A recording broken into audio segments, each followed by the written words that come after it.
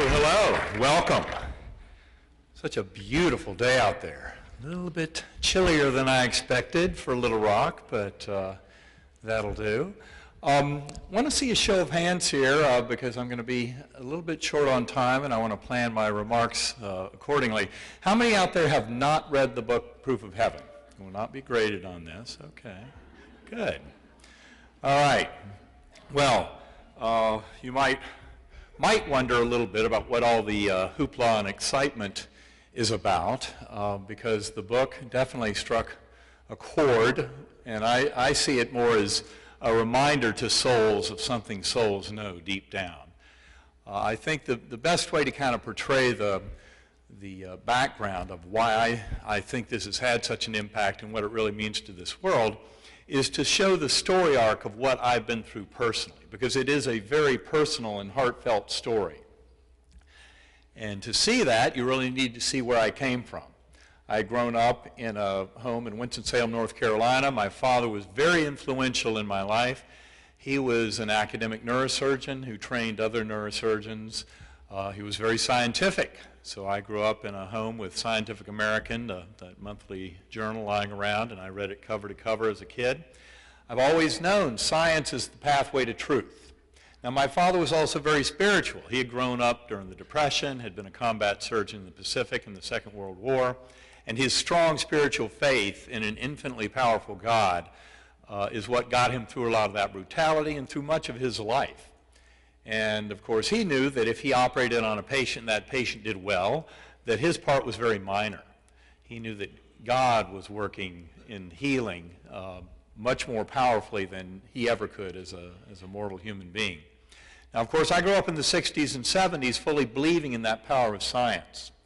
And I will tell you now, I'm more of a scientist than I've ever been. But I also realize that the science that I worshiped, the conventional, what's called reductive materialism, that basically says if you reduce everything that exists down to electrons, protons, quarks, subatomic particles, then go up through the chemistry and the biology and build it all up from those fundamental elements, then you can understand everything about all existence. And I believe that, hook, line, and sinker until my coma. Turns out that right now, this week, is the 5-year anniversary for my time in coma. And I am most grateful for that journey. Of course, many people would hear that and say, well, we understand you're grateful because you came back. Well, no. I'm actually grateful for the journey, every bit of it. And in fact, that's what we're all doing. We are all on a journey of learning. And this is down here in soul school, as I put it, in this material realm. This is where we learn the lessons. But we do so voluntarily dumbed down to a certain little trickle of information. Now, of course, I never paid attention to near-death experiences before my coma because I was a reductive materialist scientist that fully believed that the brain creates consciousness. And in that thinking, the teaching of science was, well, our life is birth to death and nothing more. My coma showed me very clearly that that's wrong. The brain does not create consciousness. It's actually a reducing valve or filter that dumbs down pre-existing consciousness to the little trickle of the apparent here and now. And that was a tremendous part of the revelation, and people often ask me about that title of the book, Proof of Heaven. And what I would say is it's very strong proof because of the fact that I had a severe, very rare, gram-negative bacterial meningitis, which is a most perfect model for human death. The problem is it usually results in human death. So not many people come back to tell the tale. To this day, my doctors cannot explain how I had such a complete recovery. Because when I did enter that emergency room, November 10th, 2008, I was already deep in coma. I was having seizures that were unbreakable. It had all started that morning with severe back pain and headache, but then I lapsed into unconsciousness within 3 hours or so. And of course, my doctors knew that meningitis might be the culprit, and they also knew that if you have a gram-negative bacterial meningitis and you go into coma in anything less than 24 hours, and I only took 3.5 hours to get into coma, they know that you're already down to a 10% chance of surviving that illness. They put me on 3 very powerful antibiotics, which did not seem to be working, and that was a source of tremendous consternation to them, especially given, as I explained in the book, the history of my recent travel to Israel, where for me the most impressive thing was arriving there in Tel Aviv at 3 in the morning and then being taken to Old Jerusalem by a cab driver who didn't speak any language spoken by anyone else within about 2,000 miles. And he could not find my hotel, and he finally set me off in the pre-dawn darkness to wander my way to my hotel on my own, which I did, and stumbled on the Via Dolorosa. So that, of course, is what I remembered about the trip. Something that happened while I was there that my doctors knew about, and I had never known about at the time, is the fact that the worst case nightmare scenario for infectious disease specialists had occurred in a Tel Aviv hospital, where a gene that conferred absolute and complete antibiotic resistance on the host bacterium had come up in a fashion that was very frightening to them, had moved into a patient's E. coli. And in fact, they thought I had brought that back from my trip to Israel. Luckily, over time, over the week, they found that was not the same strain, but I was still not responding to antibiotics. And by day 7, which is a Sunday morning, we'd gotten to a point where there was really no sign left. My neocortical function had ended within an hour or two of getting to the emergency room. My brainstem badly damaged, even on that first day. And by the end of that week, lightening all sedation and everything, there was nothing left to preserve. And so the recommendation was it was time to stop the antibiotics and let nature take its course. Because by then I was down to a 2% chance of survival, no chance of recovery. And of course, it was a few hours later that I started coming back to this world. And I promise you, my brain was so wrecked and savaged by this incredibly aggressive E. coli bacterial meningitis that when I was first coming back to this world, I had absolutely no words, no language, no memories of my life as Eben Alexander before coma. In fact, I knew nothing of earthlings of this universe. But what I did know when I started coming back was an incredible journey I had been on, an odyssey that I describe a lot in The Proof of Heaven, a deep spiritual odyssey into a hyper-real realm, far beyond the reality of this realm, that included an earthworm eye view, a very primitive, subterranean, unresponsive environment that, in looking back on it, I think was the best consciousness my brain could muster soaking in pus, with the whole neocortex, the human part of the brain, being destroyed, as my scans and my neurologic exams and my lab values all revealed. And in fact, that earthworm eye view, if you'd asked me before my coma, what's the next step in the evolution of that awareness, I would have said nothing. That's the last step before your brain and consciousness blinks out of existence. And I would have been dead wrong. Because in fact, what came next was a spinning white light, a perfect musical melody that opened up into a rich, idyllic valley. Beautiful butterflies, a beautiful girl on the butterfly wing, souls dancing below, angelic choirs above, joy and mirth beyond description. And then beyond that, those angelic choirs above, swooping orbs of golden light, leaving sparkling trails against that blue-black sky, providing yet another musical, frequency, vibrational portal into higher and higher realms.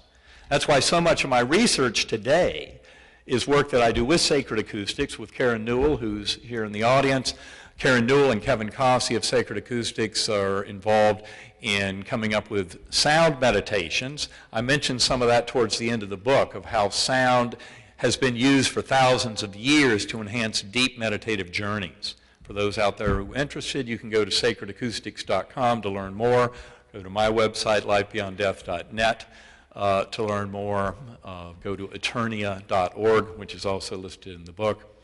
But I found that it's all about consciousness. And in fact, when I first came back to this world, as I said, I had no language or anything. I remember this spectacular journey, not only into that gateway realm, that earth-like realm with the beautiful butterflies, millions of them, colors beyond description, reality that beyond any possible words.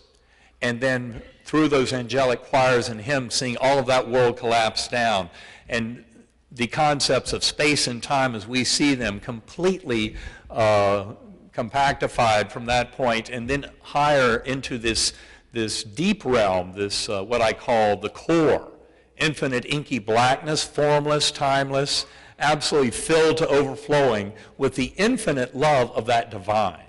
a deity so far beyond any words or description that when I came back, those of you who read the book will realize, and I was trying to write all this up and explain it because my words did come back over hours, and my childhood memories did come back over weeks, and my knowledge of brain, mind, and consciousness did come back over about 8 weeks. And all that time I was very busy trying to record everything that I remembered from deep in coma. My older son, Eben IV, who was majoring in neuroscience at that time, and who had been with me for 4 days and nights while I was in coma, along with a lot of other family members who were there holding my hand 24/7, trying to give me an anchor to this world, who were hosting prayers in my ICU room. Of course, I remember none of that at all. Everything that happened on this earth while I was gone, I had to get from other people, from doctors, nurses, family, friends, to interpret it all. But what I came to find over that period of time, I was writing all this down, trying to explain it. But I was trying to explain it based on my old thinking. Because my doctors had told me, when I first came back and I tried to tell them these stories, they said, well, you could not have experienced anything. We have no idea how you're even coming back to us now. In fact, most doctors who take care of such patients who are deep in coma for 7 days on a ventilator with gram-negative bacterial meningitis will tell you it's a downright miracle. I can put 2 or 3 words together, much less write a book about it and go around talking about the experience and about the deep mystery of consciousness and what it tells us about the nature of our existence. I can tell you when I did write that manuscript, initially in those weeks trying to write it up as a brain-based phenomenon, that's what gives you those hypotheses that I list in the book. And there were more than that, but those were the main hypotheses, 9 of them, trying to look at a way to explain this ultra-reality and this incredibly rich journey based in what we know now conventionally about the brain, the mind, the neocortex, and severe bacterial meningitis. And yet what is so powerful is working with colleagues, working with my doctors, going through my medical records in detail, trying to explain it as some hallucination, some dream, some drug effect. At the end of the day, we were absolutely unable to do that. The evidence was so strong in that meningitis, in my particular case, and in my history and my exams, that in fact there was no place in my brain for that rich spiritual experience, which to me seemed to last for months or years, although it had to happen within 7 Earth days. There was no way to explain it as a brain-based mechanism. And of course, the deeper reality of that hit me very hard about 4 months after my coma. And that's kind of the punchline of the book, which I will not go into now. But it has everything to do with understanding that each and every one of us are eternal spiritual beings. That in fact, when our physical brain and body die, our conscious awareness is elevated to a much higher level. And of course, this is what near-death experiences by the tens of thousands have been trying to tell us for decades. But the medical community, myself included before my coma, would have been out there saying, well, no, it's got to be some trick of the dying brain, pay it no mind. We know that brain creates consciousness. Well, truth of the matter is, I knew nothing about what's called the hard problem of consciousness, which I now know is the deepest mystery known to all of human thinking. And put simply, the hard problem simply says that no one on earth who studies brain, mind, and consciousness, and the mind-body debate has been going on for more than 2,600 years. You'd think we'd be getting closer to having some understanding of an answer. But in fact, the decade of the brain did not offer up several thick volumes explaining how the physical brain creates consciousness. In fact, I would say the decade of the brain and all the recent brain research has gotten us closer and closer to realizing that consciousness is not created by the brain at all. And the hard problem is the simplest way of putting that nobody on earth can give you that first sentence to explain anything about how the physical brain gives rise to consciousness. As a neurosurgeon, I can tell you that there's this implicit assumption out there that there's something about the complexity of having 13 billion neurons firing away in this 3-pound gelatinous mass that somehow, because of that complexity, gives us this illusion of consciousness. And what I've come to realize is that pure materialist scientific view that I held before my coma, that says the brain creates consciousness, birth to death, nothing more, that's absolutely false. Because, in fact, consciousness is a far deeper mystery than that. And consciousness is the thing that exists. In fact, consciousness, all of our consciousness, not just humans, but of all life, and not just life on Earth, converges into one consciousness. And in fact, that has so much to do with understanding how all of this works and what the reason is that we even exist in these bodies. And what I came to realize is that material realm, you know, with all those subatomic particles and the chemistry and biology and the brain and that illusion of consciousness that I would have said is out there before, as much as I wanted to believe in God and an afterlife and that kind of thing, all those years in neurosurgery, I found it more and more difficult to explain how consciousness could survive the death of the body and the brain. And I now know that that actually is much simpler to realize how that works when you realize that consciousness is the thing at the core of it all anyway. And at the deepest levels, our consciousness is with the divine.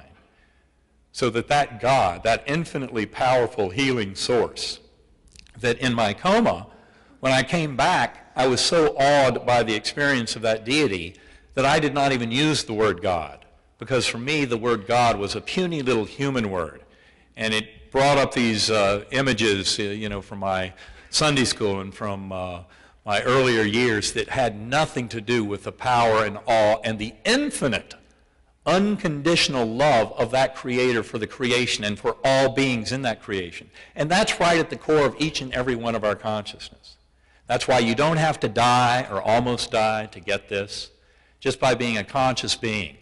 But that's why I work with sacred acoustics, developing the tools, meditation techniques to get people into very deep transcendental states. Because you can go to all the talks and read the books and watch the DVDs. You can do that till the cows come home. But at the end of the day, if you want to know these truths, you have to go there yourself. It's within our consciousness. That's why deep meditation, centering prayer, for many the gift of desperation. I'm sure there are many in this room who know exactly what I'm talking about there. But this is often how we're given those events, those gifts that transform us forever. And I came to see as a healer, as a doctor, the power of understanding how prayer can work, how our mental state, our mind has tremendous power over our reality. And of course that includes our health. And I came to see that we are all not only physical, mental, and emotional beings, but more so we are eternal spiritual beings. We are eternal spirit, and we all have divinity at our core. And that divinity comes with infinite healing power of love that has no conditions attached to it. And of course, that's an ancient lesson that's been around for thousands of years. And in fact, it's at the core of all the great religious traditions, is that infinite love of the Creator, and that the love that we share as beings blessed with existence in this world. And so for me, that is a tremendous part of the gifts. And of course, I heard all this spoken, not as words, but as pure concepts when I first encountered that beautiful companion on the butterfly wing.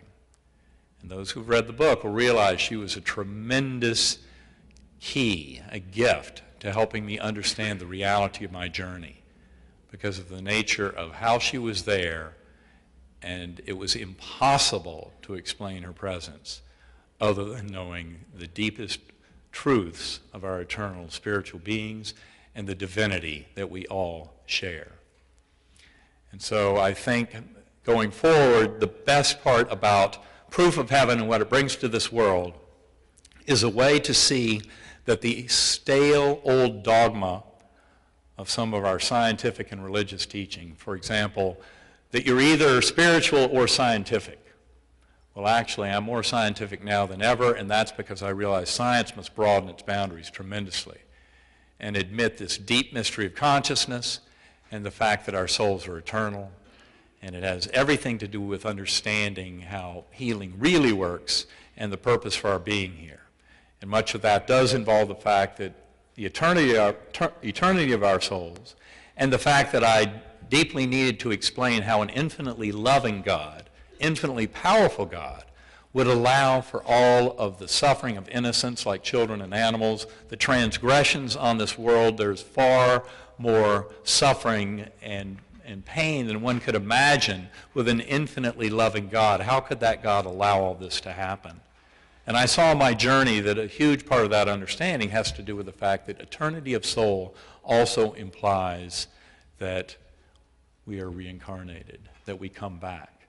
And of course, I'd never read the scientific literature on past life memories in children and on transpersonal psychology, so because I thought brain creates consciousness, so none of that could be real.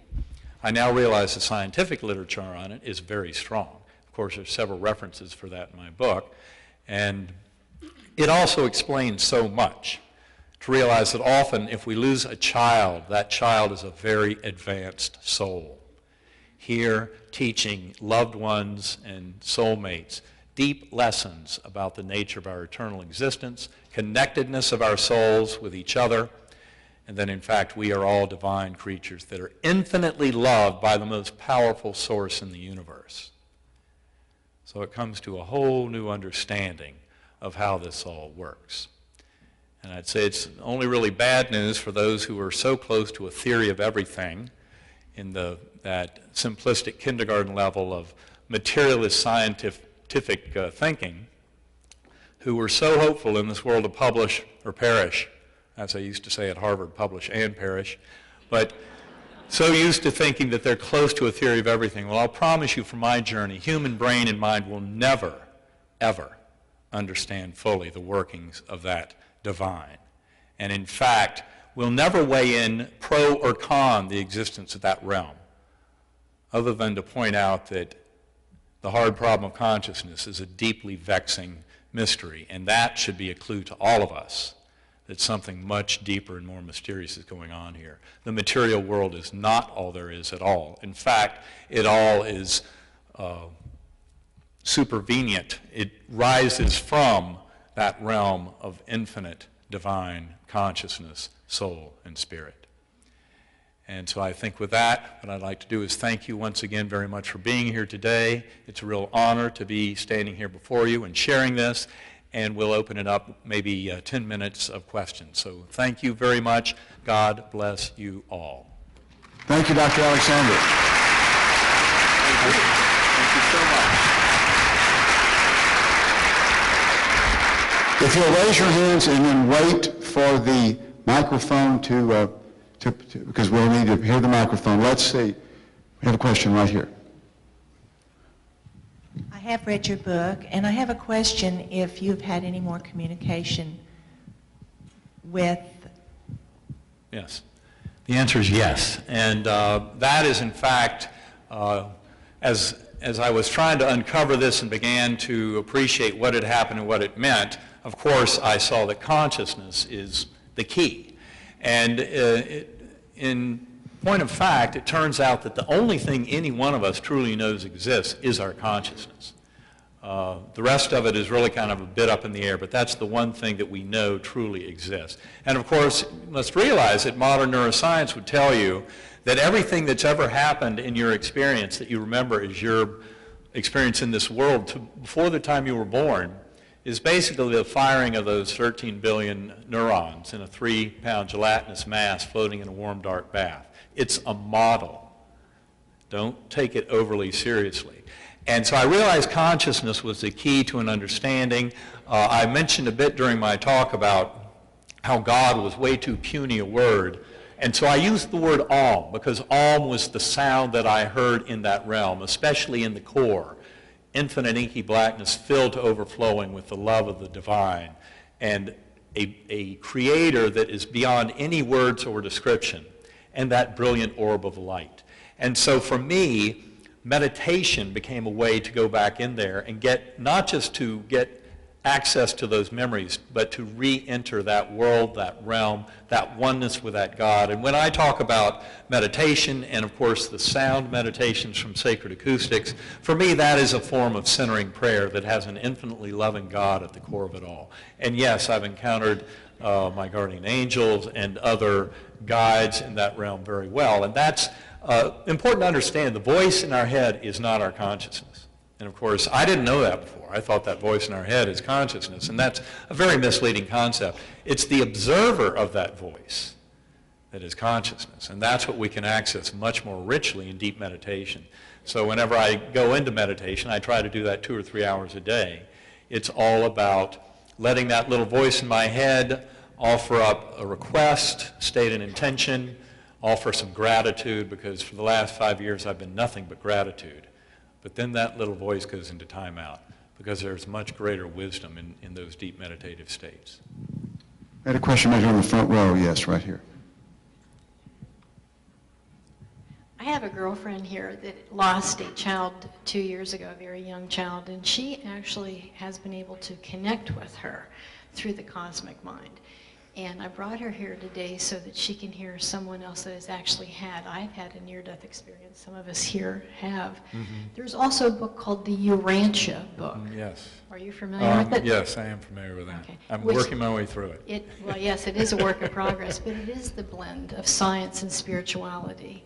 But I am... Well, that's very true. I think one of the biggest gifts that proof of heaven can bring to this world, and that so many others can, proof of heaven is a way of taking the lid off.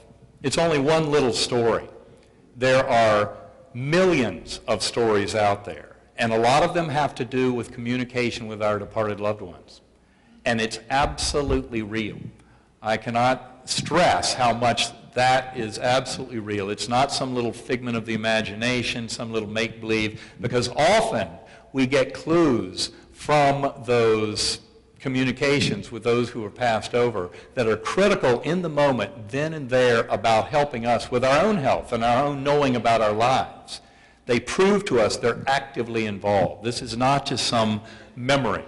And that's why a lot of my work now, I'm being asked to talk at medical schools, nursing schools, surgical groups, physician groups around the country. And of course, I'll put it out there, yes, the nurses have always gotten this. They've always known the truth that's there in proof of heaven. They don't need any proof, because ICU nurses, hospice nurses, ER nurses, they've seen so much. They've been right there on the front lines when patients make that transition, and they realize when a physical body dies, it is not the end.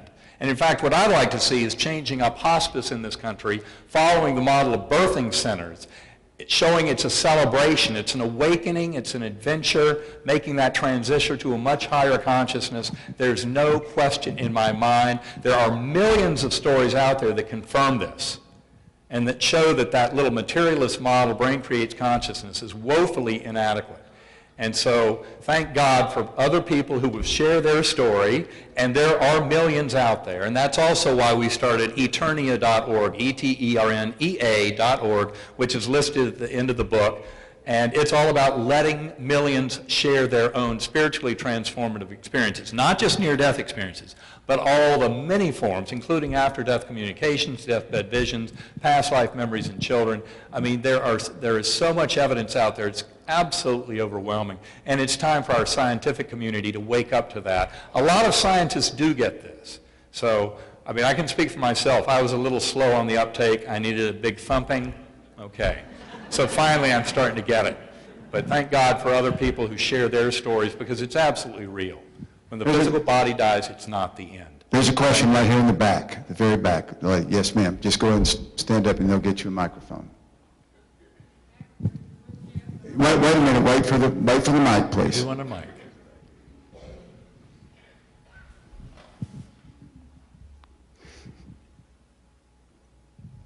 I haven't read your book yet, but I was wondering if in your experience that you saw any animals, and also my curiosity leads me to ask the question, do they have the ability to speak in heaven? Are they there? Well, I'll put it this way. There is no speaking. You know, I make the point that there was never words in my journey. There was pure conceptual understanding. Yes, of course animals are there, and it's an important thing to understand.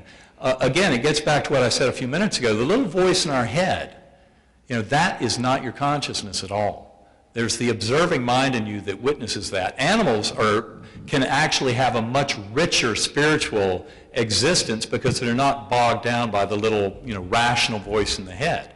They're very telepathic. I think anybody in here who owns a dog knows that. Horses, I mean, incredibly telepathic, and they have very rich spiritual existence too. So yes, they're there, but none of it is about speaking English, you know? Tower of Babel has no meaning there because all understanding is complete. It's not through this linguistic bottleneck.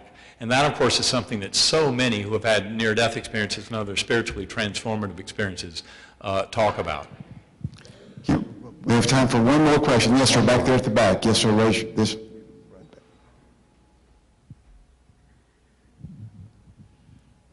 Carl Jung talked about the collective unconscious. How would you relate your experience to that concept? Well, I think that Jung was very much right on the target. In fact, you know, the question is how do we access that information? I've seen plenty of evidence that there are those of us who can come completely up out of space and time in their understanding and knowing of things.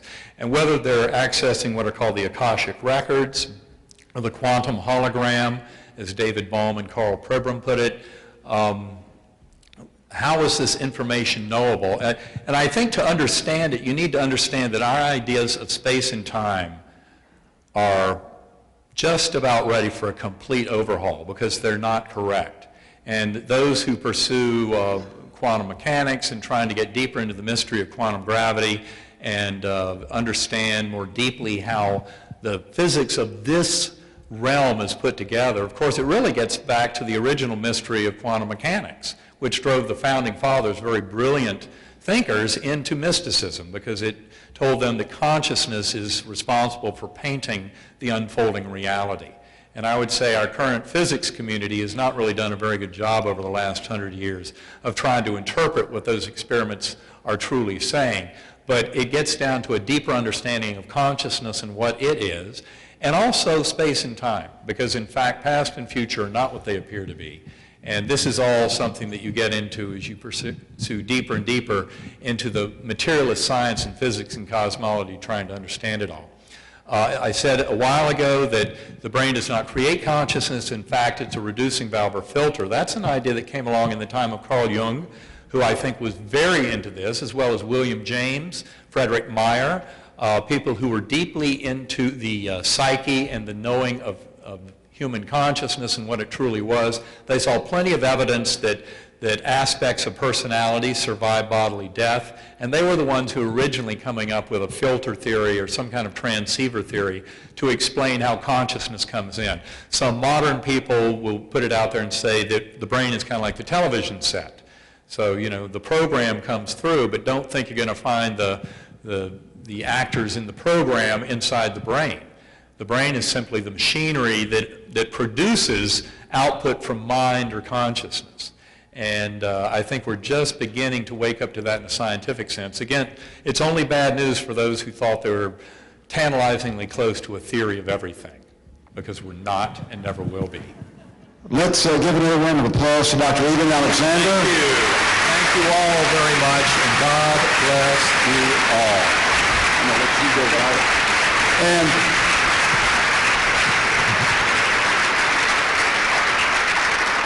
you can have your books signed. You can purchase books and have them signed right here at the front. So come say hello to Dr. Alexander and welcome him to Arkansas.